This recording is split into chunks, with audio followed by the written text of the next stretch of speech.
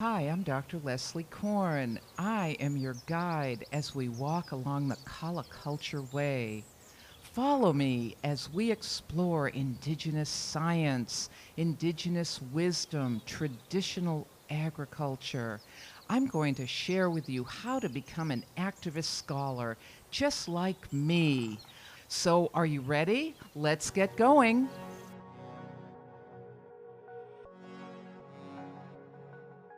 Welcome to Native Roots, Greener Futures, Walking the Kala Culture Way. We have 7 modules in this course. Module 1, Indigenous Ways of Knowing. Module 2, The Problem.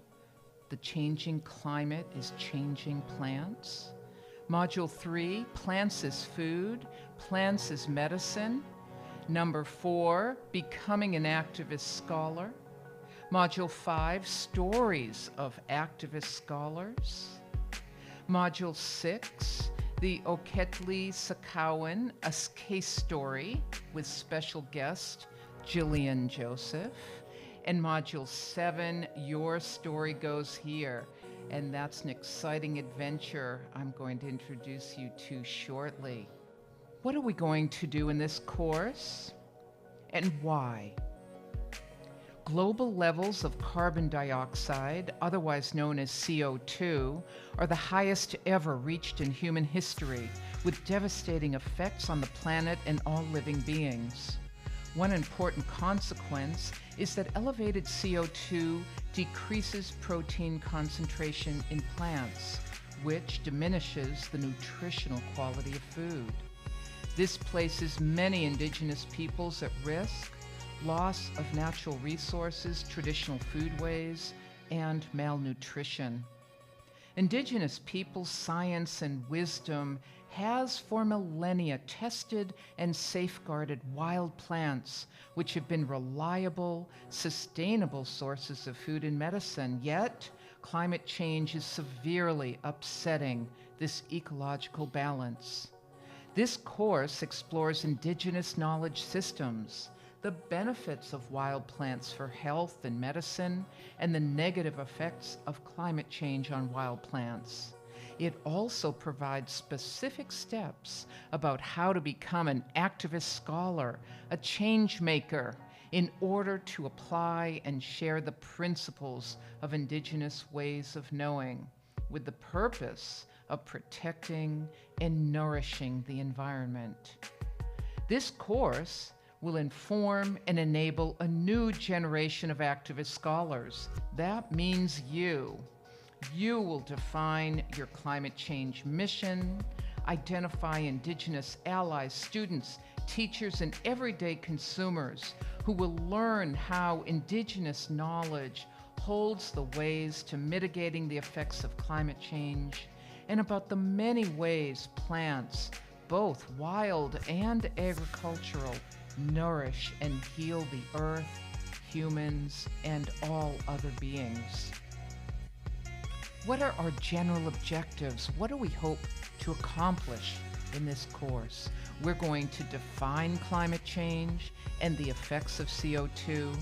We'll identify how climate change is altering plant nutrition. We will name why this is important to Indigenous peoples and their allies. Identify the value and application of plants as foods and medicines. List ways to counteract the effects of climate change, specifically on plants. Explore plant and food heritage protection projects. Define Indigenous ways of knowing. Define Indigenous intelligence and activist scholarship. We will present and apply tools to become a climate change activist and apply activist scholar principles to specific case studies and stories.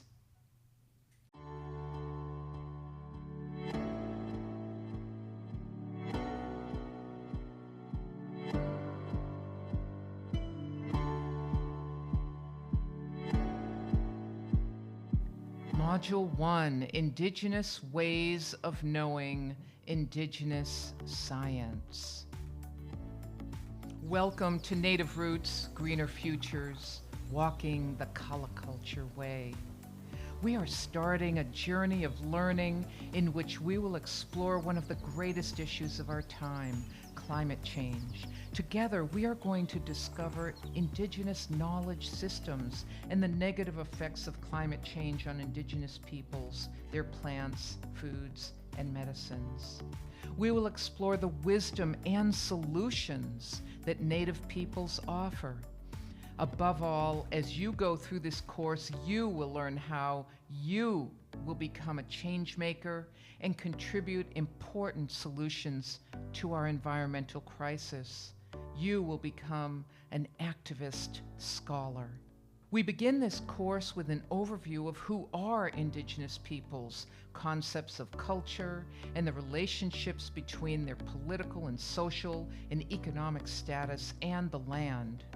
We will journey through a brief history of our current crisis of climate change as we set the stage to understand how Indigenous ways of knowing hold so many of the answers that will resolve this crisis. Toward the end of this course, you will listen to many Indigenous scholars and their allies about their work as activist scholars, what their projects are, and then finally, you will have an opportunity to define your mission as an activist scholar leading the change the Earth needs. So, let's get started. The word culture is made up of cult, which means worship, and which means earth. Thus, culture means worship of the earth. Human and non-human culture is defined by the evolving relationship between people, animals, plants, the land, and the cosmos. Biodiversity is one of the major sources of human culture. Biodiversity determines why people are the way we are. The Indigenous peoples who are successful at respecting the natural environment practice culture. This term is derived from two words. The first is an Oneida word for forest or woods. The Oneida people are Indigenous peoples living in what is now called the United States. The second part of culture is from the Latin meaning worship of the earth, as we just explored, or it also means tending to the earth. Our ancestors relied on the land and sea in order to nourish their families and communities long before there was agriculture. Though many of our peoples now cultivate plants and raise animals for foods and for medicines, 1/4 of the world's peoples today continue in the ways of our ancestors, foraging and accessing the bounty of wild plant sources.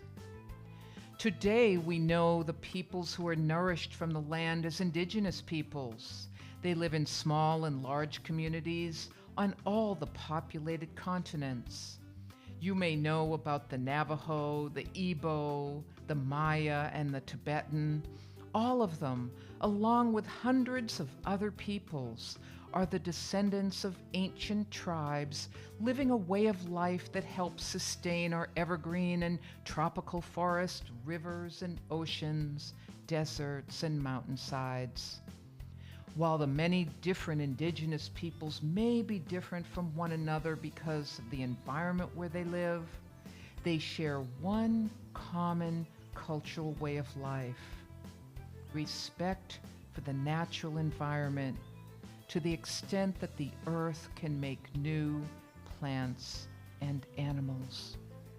Culture describes the concept of the balanced use of nature that Indigenous peoples carry out every day, producing foods and medicines from the natural world, while balancing the reciprocal needs of humans, plants, animals, and the Earth's capacity to restore life. The careful use of wild plants and animals for foods and medicine is harmed when both industry and city living, for example driving cars, produce too much carbon gas like carbon dioxide and methane. When there is too much carbon pollution in the air, plants change, and they are not as nutritious. Indigenous peoples are reminding us what our ancestors have always known. Do not spoil the air and the soil with waste. Gather and use only the foods and medicines you need, and leave the rest for nature to restore. Let's take a moment to understand what we mean by the word indigenous. Indigenous, or native, are political terms and often used interchangeably as an adjective describing people or peoples. This distinguishes between those people who are members of an ancestral community with ancestral ties to land and territory versus settler populations or their descendants who cannot claim such ancestral ties. Now, let's take a moment to clarify more definitions because I've introduced some new words: indigenous, colonialism, and imperialism. How do these terms relate to climate change and walking the culture way? Colonialism occurs when a country takes control of other people's lands or territories outside its borders. It turns those other lands, regions, or territories into a colony. It is a more powerful, wealthier country that most often takes control of a smaller, less powerful territory. Remember studying about the American Revolution? What we now call the United States of America originally was 13 states. It was a colony of the United Kingdom.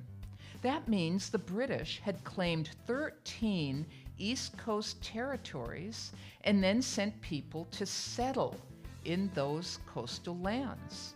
They left Europe to claim land that was already the home of many different North American nations. Now, let's take this a step further. In the process of claiming territory in what we call the United States, this means that the English colonized the territories of indigenous peoples. These British colonies broke away from the United Kingdom. The colonies revolted against the British king and declared their independence from the United Kingdom's colonial control. Today, indigenous peoples of the United States remain a colonized people, only now by the United States of America. They have lost most of their territories and natural resources. Many people who've been colonized, however, keep their identities. This has occurred all over the world. Do you recognize the names Mexica, Maya, Anishinaabe, Lakota, people of Scotland, Frisiland, Waripiri, Uzkadi, Maasai, Palestinian, Dinka, Bedouin, Catalonians? All these names are indigenous peoples who have kept their national identities, but they have been incorporated into states. Many more are far less well known, such as the Kurds of Kurdistan, the Rohingya of Myanmar, the Naga of India, and the Otomi of Mexico. But nations like these can be found on all the world's continents occupied by human beings. The words indigenous and native, as they are often used, separate those with ancestral ties to a place and the land against settler populations and their descendants. The terms effectively label the colonized and the colonists. Now, let's explore what we mean by this term, settler colonialism. I imagine you already have some ideas about this and where we're going and why it's important to climate change. Settler colonialism is a special type of colonialism. It is imposed on indigenous people and designed to acquire their lands and in the process eliminate them physically, culturally, and politically. Sometimes religious groups carry out these methods on behalf of the colonizing state. Settler colonialism often leads to genocide, an ongoing process of the destruction of peoples. Indigenous histories are erased, replaced with only the histories of settlers. We have previously identified indigenous people as largely defined by relationship to their ancient lands. Settler colonialism disrupts this balance and connection to the land and the earth by invading the land and using it for extraction of resources and commercial uses. Colonizers assume resources are never ending and often exploit it without end. After all, it is not their land, but it also ends up destroying indigenous people's ancient, sustainable ways of life. As we shall soon see, it also disrupts how land and the air is treated, leading to climate disruption. We have been using terms like colonies, nations, states, and countries. Now let's look a bit more closely at these terms. The word nation is often used to refer to a country or state. However, in the view of original nations, a nation is a cultural territory made up of communities who see themselves as one people. They share a common ancestry, history, society, culture, and language. Nations have existed for thousands of years. People are born into nations. One cannot merely become part of a nation by moving or living there. These are cultural homelands where people are deeply connected to the place. A state, on the other hand, is a social idea. This is like a created organization. Did you know that the idea of the state first developed in Europe in the 17th century? Not more than 400 years ago. With colonialism, pre-existing nations become dominated and ruled without their consent inside the state. States create artificial boundaries that are rarely consistent with nations' pre-existing cultural and natural geographic fault lines. If you explore today's many battles and skirmishes and wars, you will see that the majority of them are taking place as a result of disagreements over boundary lines. Let's take a moment to understand the term Fourth World. Fourth World refers to nations who have been forcefully and involuntarily incorporated into states, but still exist with a distinct culture, history, and way of life. Secwepemc Chief George Manuel, who was co-founder of the Center for World Indigenous Studies, explained how indigenous people exist as nations outside of the states. For example, the First Nations in Canada, or American Indian or indigenous peoples living in the United States of America. Indigenous peoples and their political status are not defined by ideology or economics. They're defined by their history, tradition, and relationship to the land. Now, you've heard the word Fourth World. I imagine you've also heard First, Second, and Third World. Let's explore that a bit. After World War II and during the Cold War that followed from 1945 to 1991, states' leaders developed a ranking of countries based on power and wealth. The first world was called the Western Bloc. These were states within the United States and Western European states. The second world was the Eastern Bloc. These were the states influenced by Soviet Russia. The remaining countries not directly under the US or Russian influence became known as the Third World, and these countries were considered undeveloped or underdeveloped and dependent on the First and Second World. We now understand that indigenous nations are the Fourth World. These are peoples under state control without having given their consent. Now, this leads us back to colonization and a concept called decolonization. The idea of decolonization was described by Moritz Julius Bonn in the 1930s as a way to describe former colonies that achieved self-governance. It refers to a process of justice that leads to self-rule and freedom for colonized peoples. Linda Tuhawai Smith, a Maori indigenous scholar from New Zealand, has worked to decolonize indigenous research so that it focuses on the experiences and aspirations of indigenous peoples. So decolonization refers not only to indigenous peoples finding self-rule and claiming freedom, but it also refers to decolonizing one's mind and one's thinking and how we value or devalue different kinds of knowledge. The United Nations Declaration on the Rights of Indigenous Peoples declares that indigenous peoples, also known as Fourth World nations, have the right to freely determine their own political status.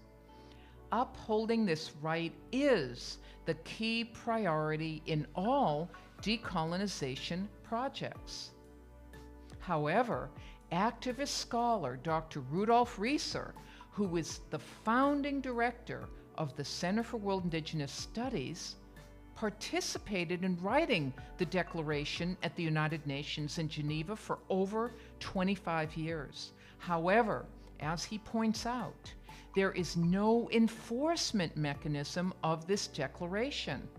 So, in response to the declaration's limitations, Dr. Rieser, with other activist scholars at CWIS and indigenous peoples around the world, drafted a new international agreement called the International Covenant on the Rights of Indigenous Nations. This agreement has been ratified by numerous indigenous nations, and to read more about this, go to the resource section to find the full International Covenant on the Rights of Indigenous Nations. The concept of the Fourth World and Fourth World theory also explains that humans, cultures, and the cultures of other living things, animals, plants, rivers, mountains, and the land are defined by the ever-changing relationship between people, nature, and the cosmos. The Fourth World takes us to the concept of four directions. Ancient cultures symbolize the four directions in medicinal wheels, calendars, prayer ceremonies, and so much more. The four directions are represented by a horizontal and a vertical line that intersects at the midpoint. The lines going outward represent the polar north and south, as well as the rising sun and the rising moon. The four directions illustrates the connection between humans, the land, and the cosmos. Some aspects of the four directions include a universal life force, the unity of the physical and the metaphysical or the unseen world, the origin of all things centered around water. The four directions also help illustrate local, regional, and global knowledge systems. All systems originate with local ideas. Now that we have a common basis for understanding who are Indigenous peoples, let's explore who we are. Where do we live? Where did our ancestors come from? Perhaps you are living on land that used to belong to others, or perhaps still does. One of the most important themes of this course is that in order to know other peoples, we must first know who we are and where we come from. I'm going to invite you now to do an exercise to learn a little bit more about who you are and where you're from. But first, why don't you listen to the story of one changemaker, one activist scholar, and listen to this person's story and what he learned about where he came from. Hola, mi nombre es Irma y soy parte del equipo que ayudó a crear este curso. Entre más nos adentrábamos en el tema y más conocíamos sobre las comunidades indígenas, más nos interesaba dónde estaban nuestros orígenes y en dónde podíamos encontrar nuestras propias raíces. Es por eso que a manera de ejercicio hicimos esta actividad. Vamos a ver el primer resultado. I was born in a small town. It's called Alma.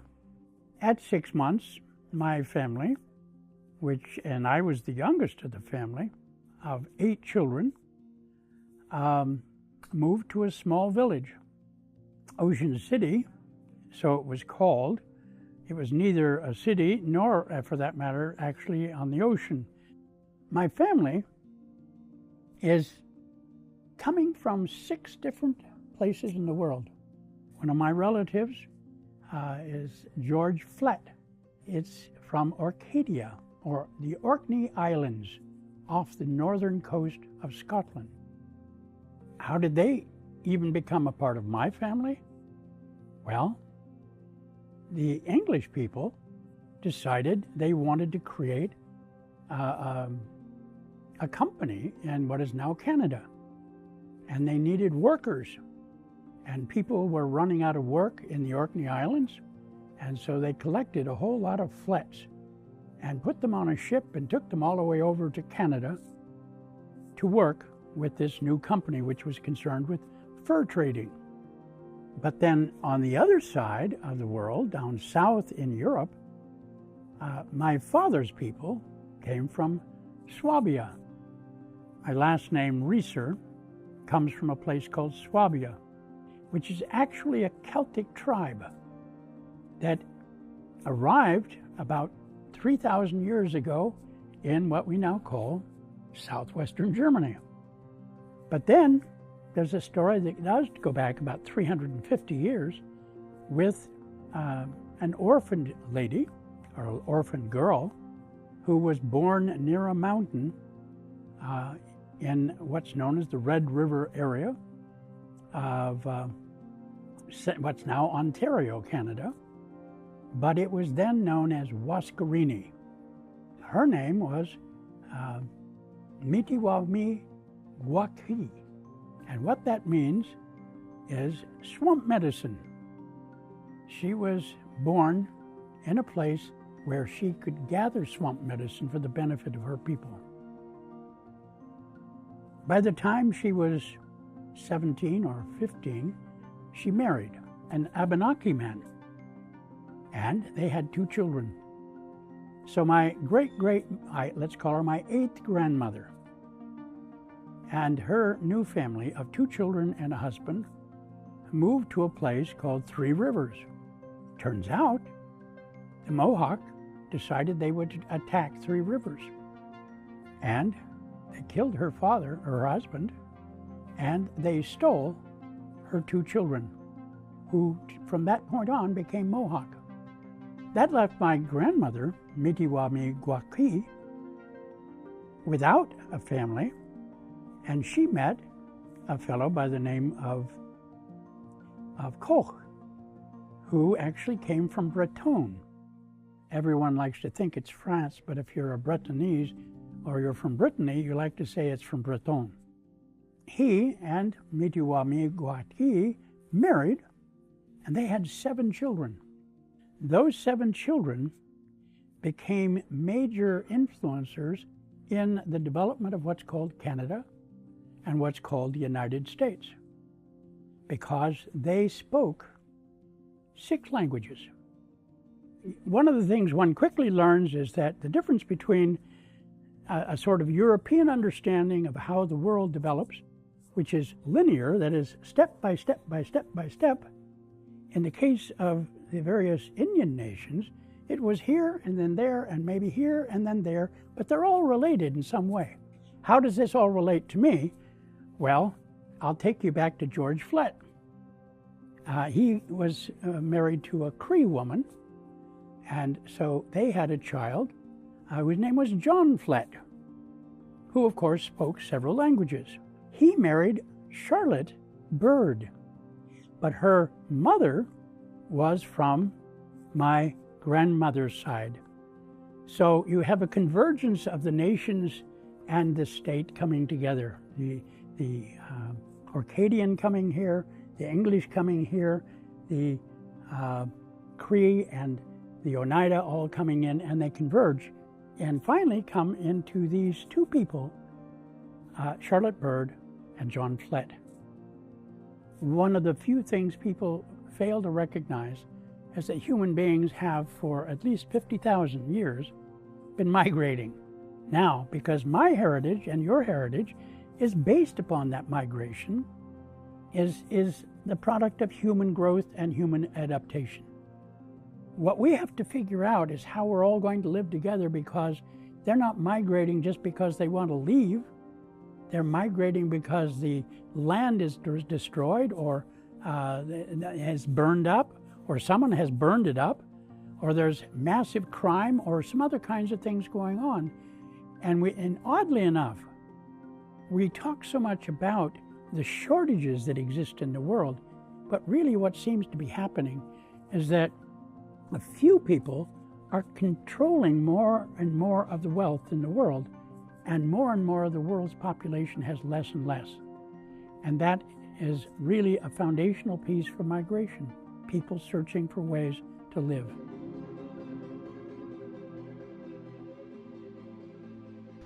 Al hacer este ejercicio nos dimos cuenta de que todos estamos de alguna manera vinculados.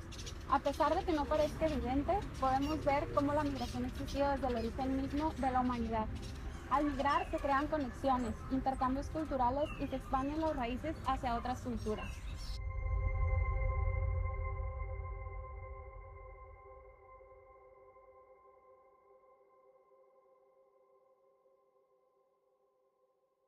Wasn't that a fascinating story? Now it's your turn. Look at the map and tell us where you live now. Who are the people who live on the land? What's the name of the country or the city you live in? Now, based on this map, who are the original people of this land? Have you heard about them? Do you know their name? Did they teach you about them in your school? If so, what do you know about them? Or what would you like to know about them? Indigenous knowledge is rooted in the concept of distinct peoples and places, but Indigenous knowledge systems can overlap and relate to each other. These ancient systems are still in use today, including applied to medicine, music, food security, and more. These knowledge systems are critical for dealing with issues such as climate change, sustainability, food and water growth, as well as conflict and peace negotiations. As we dig into the roots of who we are and our beliefs, let's explore how the way we think and what we think is important. How does that affect our beliefs and attitudes?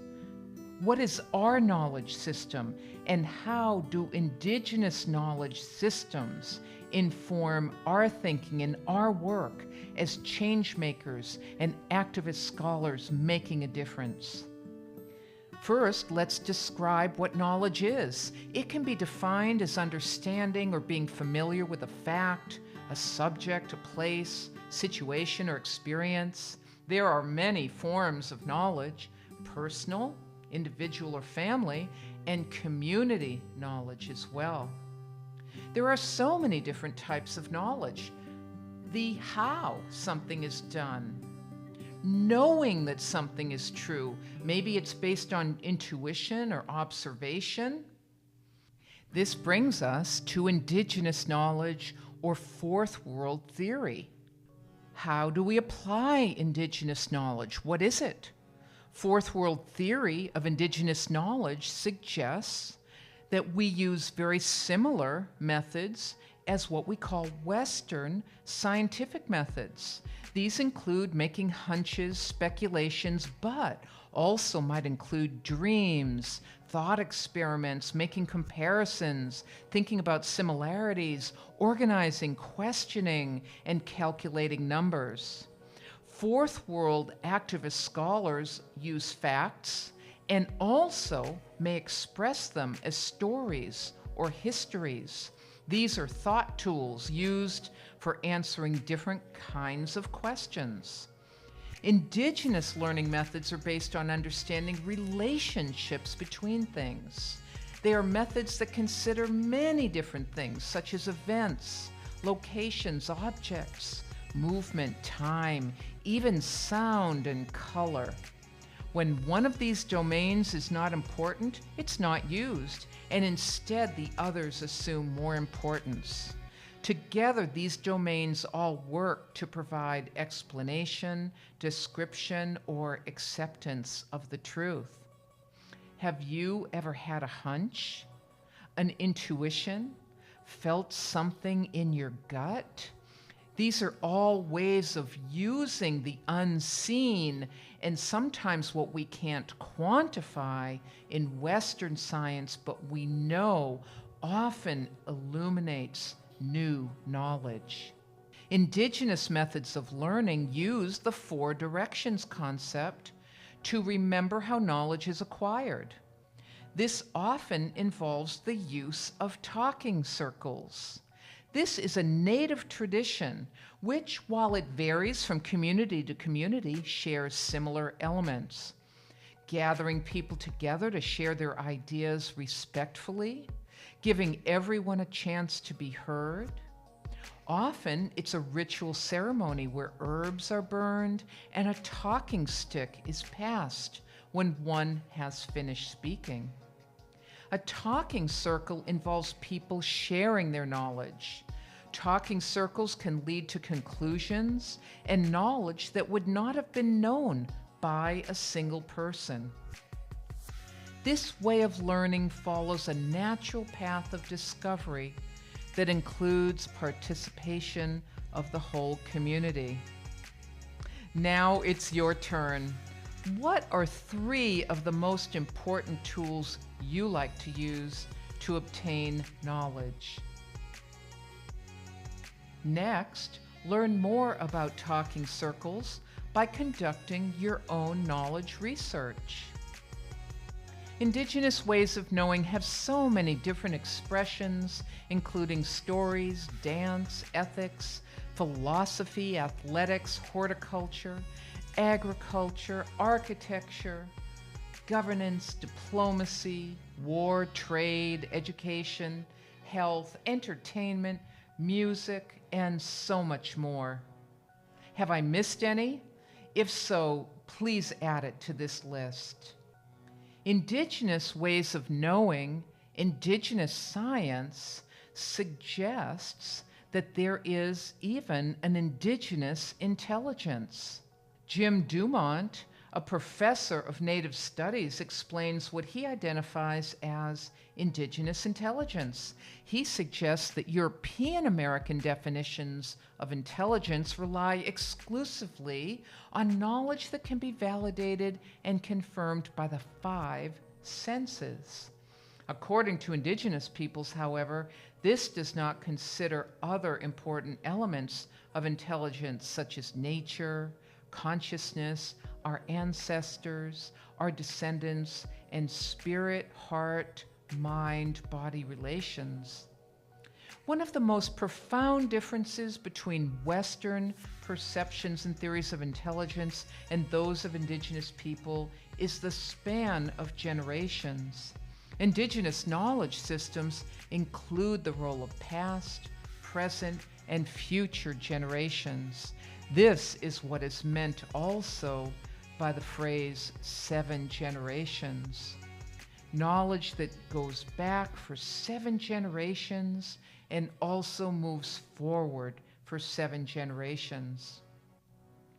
Take a moment to review the opening quote found in the Teacher's Guide that suggests all of our actions should be done with the future 7 generations in mind. One of the valid complaints of the younger generation when speaking about the older generation is that the older generation did not do enough to safeguard the earth and all of her beings. Thinking in 7 generations requires responsibility and accountability to the ancestors who have passed, to those currently living, and those yet to be born. This concept of 7 generations gives us insight into why Indigenous peoples consider carefully the long-term effects of their decisions and take special care of nature, the land, sea, and sky. Our values and our system of beliefs direct our behaviors. Visioning is central to Indigenous value systems. It is spirit-centered and values the sense of wholeness. This vision considers everything in this world as interrelated and worthy of respect.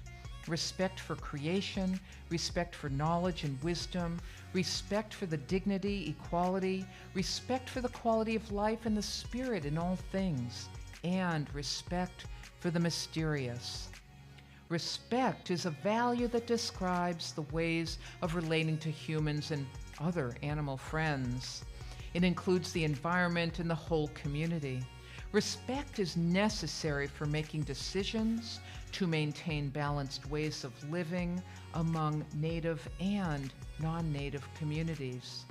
Respect includes respecting nature.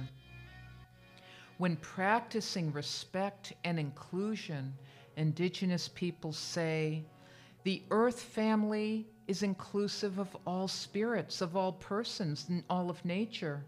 The youngest member of this family is the human person. Indigenous wisdom says we are all one, indivisible, and interdependent. As we have discussed, intelligent has many different meanings. Now, take a moment to consider what is your idea of intelligence. Discuss this with your classmates. What constitutes intelligence in your culture? In your family? What words do you use to mean intelligence? Is there a word that means intelligence in your community? Or is it a concept expressed in other ways? If so, how? As we consider intelligence and the concept of the 7 generations, we are now led to consider what it means to care for the earth, to be a steward of the earth. Indigenous peoples are often called stewards of the earth. Now, this may be a bit romanticized because in reality, Indigenous peoples' relationship to nature is also a practical one. Since Indigenous peoples are dependent on the natural world, we must protect it so that it can renew itself and continue giving us the resources we need. Sustaining biological and ecological diversity sustains Indigenous peoples. 5,000 Indigenous nations around the world in every type of climate have successfully adapted to their local environment. They have created sustainable ecosystems that allow them and the planet to survive. The flexibility and adjustment made by all these communities shows the power of culture and the enduring flexibility of people. The very richness and diversity of life in the natural world is reflected in human diversity. Cultural responses to the environment is demonstrated in the practice of kala culture. Societies that focused on expanding and profit-making are simply unsustainable. They use too many resources, lead to extreme levels of waste, and the resulting greenhouse gas emissions. This harms the environment and threatens plants and animals' ability to survive on this earth. Indigenous peoples, with all their diversity, are united by kala culture. All practice ways of life that respect the natural environment. They exploit the natural environment only to the extent that it can be replenished. This is in contrast to capitalist, industrialized societies that place profits before the needs of the earth and her peoples and animals. This leads us to concepts that we know as environmental justice. Environmental justice issues of today are informed by the history of Indigenous peoples. Some of the important factors that inform environmental justice and Indigenous rights today include the history of settler colonialism, the inherent environmental injustice in colonization, mainstream environmental justice, the history of Indigenous resistance, and Indigenous knowledge and ways of knowing. As you continue through this course, you will deepen your understanding of environmental justice and discover how you will walk the kala culture way as a change maker, as an activist scholar. As we near the end of this module, let's review what we've learned. We've learned some concepts to understand a bit better what is climate change. We've talked about kala culture and what it means to walk the kala culture way. We've started to understand more about Indigenous ways of living, the importance of knowing where we come from, knowing why our roots are so important to each of us. We discussed terms like colonialism and capitalism. We learned some new words like fourth world and sustainability. We defined Indigenous knowledge systems and environmental justice. Now, before moving to our next module, our next step along this journey, it's time to undertake some fun activities that will illuminate your studies today and allow you to put your own personal touch on what you learn. In these activities, we are exploring our own native roots. As you can tell, we have several meanings to native roots. Some refer to the actual roots of plants and trees of the earth. We also consider our own heritage, our own source where our roots are from, what part of the world we came from originally, what are the outcome of our roots, and even if we may not know or remember where our ancestors are from, we begin to learn about them. Our culture follows us for a long time, even after we migrate or change our locations. Now, try this activity for a deeper understanding of what we mean by culture and kala culture. Your roots contain information about your ancestors and can help you understand who you are today. Now that you've learned some new ideas and also have explored your roots, why not take a look in the teacher's guide along with your teacher, your parent, or your friends and discover some more fun activities that will strengthen new knowledge and prepare you for our next module. This is where we are going to discuss the science and some solutions to the problem of climate change.